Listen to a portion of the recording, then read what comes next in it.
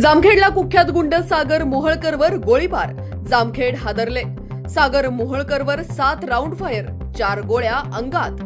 जामखेड शहरातील नुरानी कॉलनी परिसरात 7 वाजण्याच्या सुमारास कुख्यात गुंड सागर मोहळकर याच्यावर अज्ञात व्यक्तीकडून गोळीबार करण्यात आला. यात तो गंभीर जखमी झाला असून त्याच्यावर 7 राऊंड फायर, 4 गोळ्या अंगात असल्याची माहिती डॉक्टरांनी दिली आहे. यात तो गंभीर जखमी झालाय. या धक्कादायक घटनेमुळे जामखेड शहर हादरून गेले व जामखेड शहरासह तालुक्यात एकच खळबळ उडाली आहे.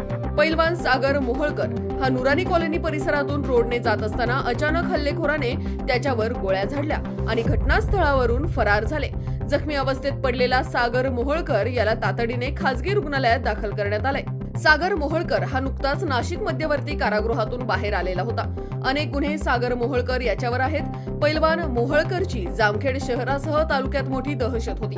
गोळीबारच्या घटनेची माहिती मिळताच जामखेड पोलिसांनी घटनास्थळी धाव घेतली व मोहळकर यास ताबडतोब ग्रामीण रुग्णालयात दाखल केले व नंतर खासगी दवाखान्यात दाखल केले व नंतर पुढील उपचारासाठी नगरला हलवले.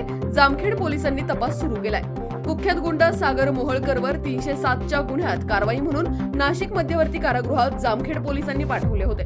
तो नुकताच जामिनावर बाहेर आला होता.